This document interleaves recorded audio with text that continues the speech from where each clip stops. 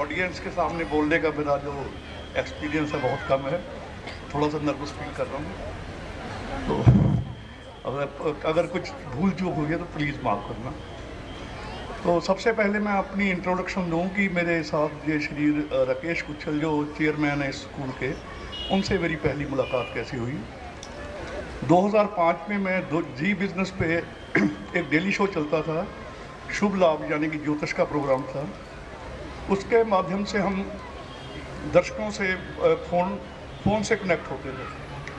तो मेरे से जो रोज़ फ़ोन आते थे वो फ़ोन आते थे कि मेरी शादी कब होगी, मेरे नौकरी कब लगेगी, मेरा ये कब होगा। तो उसकी बायोडाटा लेके कुछ ना कुछ अपनी तरफ से बताते थे और कुछ उपाय भी बताते थे। तो मुझे पहली बार एक 2005 मेरा ख्याल है अगस्त था, तो राकेश जी का फ़ोन आया सोनीपत से कि मैं राकेश अग्रवाल बोल रहा हूँ कि शनि ट्रांजिट कर रहे हैं कर्क राशि में, मिथुन राशि से अगली राशि में जा रहे हैं शनि। इस शनि का देश के पॉलिटिक्स पे, देश के भविष्य पे, सारी दुनिया के भविष्य पे और जो भी है भी इसका एनवायरनमेंट पे क्या असर पड़ेगा। तो मैं पहला प्रश्न था मेरी लाइफ का जो किसी व्यक्ति ने किसी और के बारे में यानी कि विश्व के बारे में पूछा, अपने बारे में कुछ नहीं पूछा। खैर जो मेरी जितनी बुद्धि थी मैंने जवाब दिया इनको। तो उसके बाद इन्होंने मुझे पर्सनली कांटेक्ट किया, तो हमारी मीटिंग हुई और पहली मीटिंग से ही मैं इनसे बहुत प्रभावित हुआ, ये मुझसे बहुत प्रभावित हुए। तो ज्योतिष का ज्ञान काफ़ी ये भी थोड़ा सा रखते थे या काफ़ी रखते थे, कुछ थोड़ी सी इनसे बातचीत हुई। तो मैंने कहा जी आप राकेश जी पहले तो आप ज्योतिषी बन जाइए, फिर कोई और बात करेंगे। तो इन्होंने कुछ मेरी प्रेरणा से या कुछ इनके अंदर भी डीएनए था कोई ऐसा कि जिससे इन्होंने काफ़ी ज्योतिष सीखा। उसके साथ एक दो प्रोग्राम में मेरे साथ इन्होंने जी न्यूज़ पे भी इन्होंने एक दो प्रोग्राम, मैंने इनको स्पेशली बुलाया वहाँ पे अपने प्रोड्यूसर से रिक्वेस्ट करके कि इतने एक राकेश जी हैं, काफ़ी उनका मतलब जो नॉलेज है उनको हम उनका लाभ उठाते हैं। तो मेरे साथ इन्होंने 2-3 प्रोग्राम जी न्यूज़ पे भी दिए। उसके बाद इनकी जो व्यस्तता थी, जो मंदिर इन्होंने बनाया बाबा धाम, तो मुझसे पूछते थे कि मेरी कुंडली में क्या योग है। तो मैंने कहा था जो आपका कुंडली का योग है ये तो या तो योगी बनने का है या शिक्षक बनने का है या शिक्षा से जुड़ेंगे या योग या साधुत्व से जुड़ेंगे।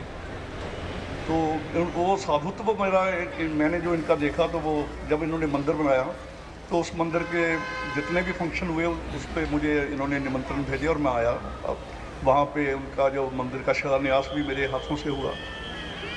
तो उसके बाद जो इन्होंने कुंडली पे इनकी काफ़ी पकड़ हो गई थी, तो उन्होंने कहा कि मेरा कोई काम है, कोई कैसा बनना चाहिए, कैसा करना चाहिए, आगे को क्या करूं। तो मैंने कहा जी आप शिक्षा के क्षेत्र में ही जाइए ताकि लोगों को लाभान्वित करें। अब अगर साधु बन जाएंगे तो सिर्फ आपको ही लाभ होगा, अगर शिक्षाविद बनेंगे तो हज़ारों बच्चों को लाभ हो सकता है। आपकी कुंडली में योग है। तो वो जो मेरी बातों से प्रेरणा ली या करना तो इन्होंने था, कर्मठ आदमी हैं जो सोच लेते हैं करते ही हैं और करते भी बड़ी भव्यता से। मैं 1 साल बाद यहाँ इस प्रांगण में आया हूँ स्कूल के, और मुझे ये यकीन नहीं हो रहा कि 1 साल में ये सब कुछ 1 साल में हुआ है। तो ये इनकी कर्मठता का प्रमाण है। और मैं आप सभी अभिभावकों से ये कहता हूँ कि आपके बच्चे इनके हाथों में उतने ही सुरक्षित हैं, इतना ही उनका भविष्य बढ़िया है जितना कि आपके हाथों में है। तो ये मैं अपनी तरफ से गारंटी लेने को तैयार हूँ, जैसे मैं राकेश जी को जानता हूँ। अब मैं आपको आपके बारे में और आपके बच्चों के बारे में एक नई चीज़ बताता हूँ कि ये जो बच्चे होते हैं, जो सांझे होते हैं, ये जो आपके बच्चे स्टेज पे परफॉर्म कर रहे थे वो मेरे भी बच्चे हैं। बच्चों के लिए किसी के दिल में भेदभाव नहीं होता। बच्चों का विकास कैसे होता है? बच्चों का विकास जो करती है, 2 चीज़ें करती हैं, एक तो डीएनए, एक एनवायरनमेंट जो उनको माहौल मिलता है। डीएनए पे किसी का कोई काबू नहीं, जो आपकी वंशावली चली आ रही है, उसके जो जीन्स आ रहे हैं बच्चे में, डीएनए है, उसके अनुसार वो बच्चा बनता है। दूसरा है एनवायरनमेंट, उसको एनवायरनमेंट क्या मिलता है। अगर शेर के बच्चे को भेड़ों के बच्चे में, भेड़ों के झुंड में रख दिया जाए तो वो भी मिमियाने लगता है। तो वो क्योंकि डीएनए तो शेर का है मगर एनवायरनमेंट उसको ठीक नहीं मिला। तो ये जो एनवायरनमेंट आपको दिलाना है, ये माँ बाप की बहुत बड़ी जिम्मेवारी होती है। उस एनवायरनमेंट के लिए आपको क्या करना है कि आप बच्चे के साथ, बच्चे के हर एक काम में उसका साथ दीजिए, उसकी समस्या सुनिए, आजकल जो बच्चों को डिप्रेशन हो रहा है, बहुत छोटे छोटे बच्चों को, मेरे पास बच्चे मतलब बहुत आते हैं लोग कि मेरा बच्चा डिप्रेशन में है या मेरा बच्चा अग्रेसिव हो रहा है। ये आम घर की समस्या है कि हर एक का बच्चा अग्रेसिव हो रहा है। तो अग्रेसिव क्यों हो रहा है कि उसके माँ बाप जो हैं, तो जो जो युग चल रहा है इतना फास्ट है, इतना मतलब आदमी की दौड़ इतनी तेज़ है कि वो बच्चों की तरफ ध्यान नहीं दे पाता। और जो बच्चे जब इग्नोर फील करते हैं या डिप्रेशन में जाते हैं, जब वो अग्रेशन में जाते हैं, तो आप अपने बच्चों के लिए अपना टाइम ज़रूर निकालें। क्योंकि जो पहले जो समाज था, हम समाज से जुड़े हुए थे, तो समाज के लोगों का भी हमारे प्रति उत्तरदायित्व होता था, वो भी हमारी तरफ देखते थे। मगर आजकल जो ये वर्चुअल सोसाइटी चली है, वर्चुअल सोसाइटी का आपको पता होगा कि आप अपने आप से कनेक्टेड हैं, आप फेसबुक से कनेक्टेड हैं, आप इंटरनेट से कनेक्टेड हैं, आप अपने व्हाट्सएप पे कनेक्टेड हैं। उसके अलावा आप कनेक्टेड तो हैं सबसे, मेरे से भी, इनसे भी, इनसे भी, मगर इंटरनेट में अपने कमरे में। तो ये जो लोनलीनेस है, ये जो वर्चुअल आपने सोसाइटी बनाई है, ये आगे को चल के आपको कष्ट का कारण बन सकती है। इसलिए बच्चे को समाज में घुलने मिलने दीजिए, उसको नेचर का आनंद लेने दीजिए। मैंने आज देखा नरकेश जी के कॉलेज में, ये स्कूल में, तो यहाँ बड़ी पेड़ों की भरमार है, पौंड हैं, बड़ा घास लगा हुआ है, लंबे लंबे लॉन है।